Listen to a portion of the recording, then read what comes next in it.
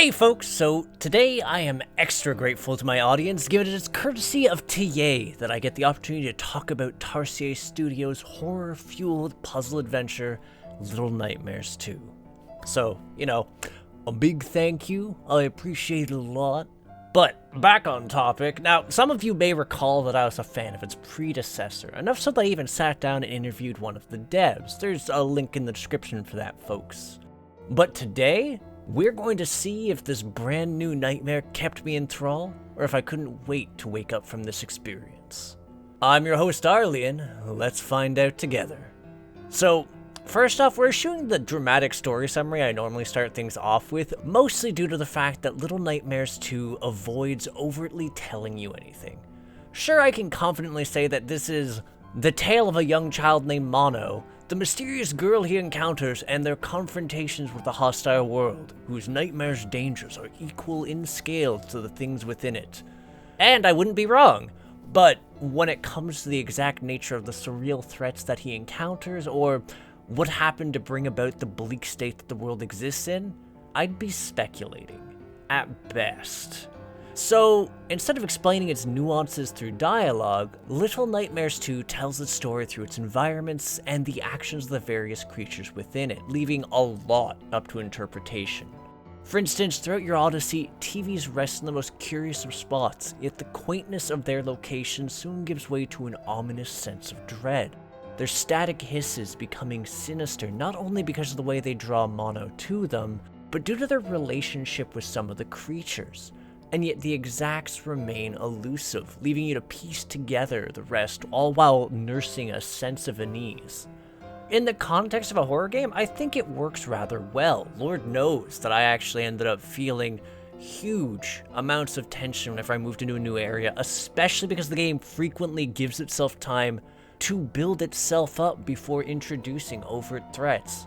Whether it's catching a glimpse of them in the background, hearing them moving around the house I was in, or even witnessing some of the remnants of their handiwork, the game provides players a dread-inducing snapshot of what they'll be encountering. Frankly, it actually made me incredibly grateful for the traveling companion you have throughout your journey, given that, as threatening as the world was, there was a sense of relief in tackling it with someone else, even if they were an AI. And there's just something endearing about being able to hold someone's hand. Hell, the only mechanical reason that you're given to even do that is just for a sense of personal reassurance. Honestly, I think that's a pretty good indicator of just how much the game managed to get under my skin. Though, not quite enough to prevent me from plumbing its depths.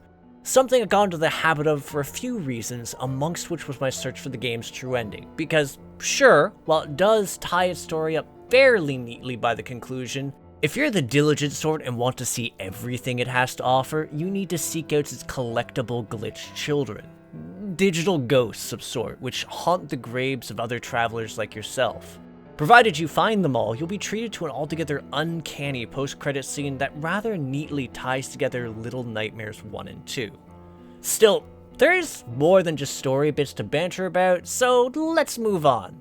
First off, if you're a veteran to the series, the game is apt to feel familiar. But to those newcomers, here's what you can expect. Little Nightmares 2 essentially boils down to a puzzle-oriented adventure whose gargantuan proportions turn what should be mundane and familiar settings into dread-inducing domains. In essence, a lot of the puzzles you encounter revolve around solving how to advance despite these gross gaps in stature, or overcoming the lethal obstacles strewn about the area. But not all of them. See, Little Nightmares could also be described as a stealth game, in part because the world is populated by incredibly grotesque people. You can't see it, but I am making some pretty intense air quotes here, mostly because they look and act like they'd be right at home in John Carpenter's The Thing. Not only do they provide a far greater sense of immediacy than most of the traps, they represent ongoing threats throughout their respective segments, each one stalking after you in altogether unique manners. Frankly, figuring out how to best navigate around them is always central to their involvement, especially as you're introduced to the monstrous capacities of each new predator. That, or just occasionally running for your goddamn life. Admittedly, a number of the chase scenes serve as some pretty harrowing obstacle courses, which test just how well you can piece together puzzles while being harried, and these certainly represent butt-clenching moments in the course of your journey.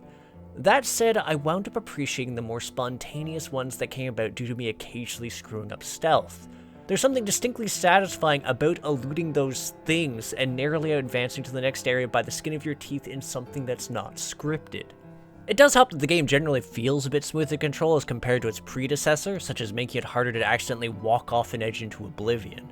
What's more, the AI partner it introduces actually feels incredibly useful, not only because there's some great emotional support, but also because a lot of their actions serve fundamental purposes. If you pay attention to them, they'll actually meander towards the direction you need to go when you get close to an objective, or even beeline towards hiding spots if you're in danger, which can clue you into your next goal. That, and it'll actually pick up objects for you, which can be really nice occasionally. Frankly, I just wish they were a bit more proactive about murdering, given, well, there's now combat. Which, yes, I relegate to this part of the review because it's relatively straightforward, being more of a case of grabbing an object, dragging it over to a similarly kid-sized victim, and walloping them like you're a discount pyramid head.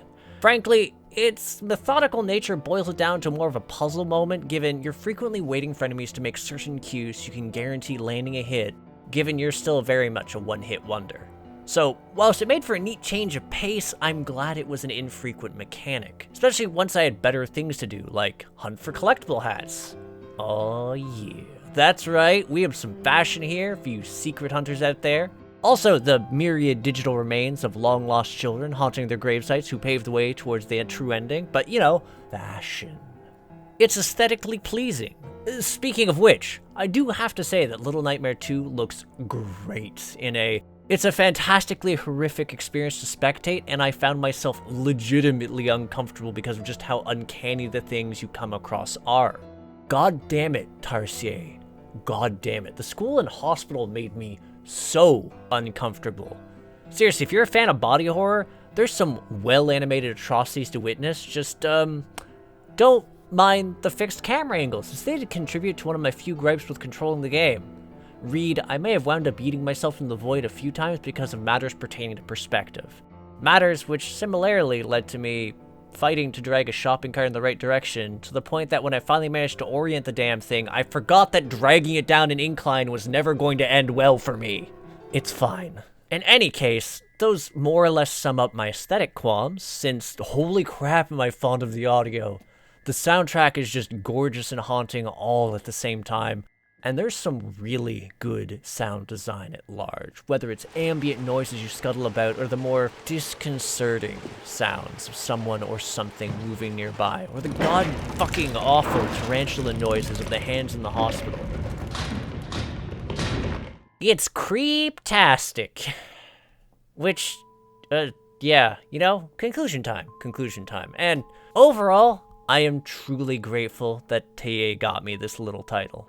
While the story ultimately wound up leaving me with a whole slew of new questions, I still felt that it told a fantastic story and really helped to deepen the overall lore of the world. I have to give credit to this game, it managed to legitimately unnerve me and delivered an absolutely just devastating emotional gut punch. And the gameplay is just solid. Creeping through oversized corridors was harrowing enough that I'd catch myself lowering my voice or holding my breath. And I got startled more than a few times. I also found myself appreciative of the overall game balance. The puzzles were legitimately challenging, and yet the solutions made sense with what was available. Something which also made exploring the maps and hunting down the collectibles a blast. Really, the only thing that wound up frustrating me was a few sparse jumps and a couple of moments in the later chase scenes. All of this, by the way, is part of why I'm hoping that they release some form of DLC, since this is apparently to be Tarsier Studios' last stab at the franchise, and I am really keen to have a new reason to return to the game, than to witness what new monstrosity they'd cook up while listening to some sweet horror jams. So, with all that said, I think it should come as no surprise that I rate this game as a solid hit. Anywho, thanks for tuning in. If you agree, disagree, or just have something to say to me, feel free to comment. And if you have an interest in supporting my efforts to create new indie reviews, interviews, and gaming content, you can hit the subscribe button and the bell so you know there's a new release. There's also a Discord, links in the description, so you can become part of our community, the Crit Hit Cauldron. There's also a Twitch at twitch.tv/Arlyeon if you want to actually see me going through these games live.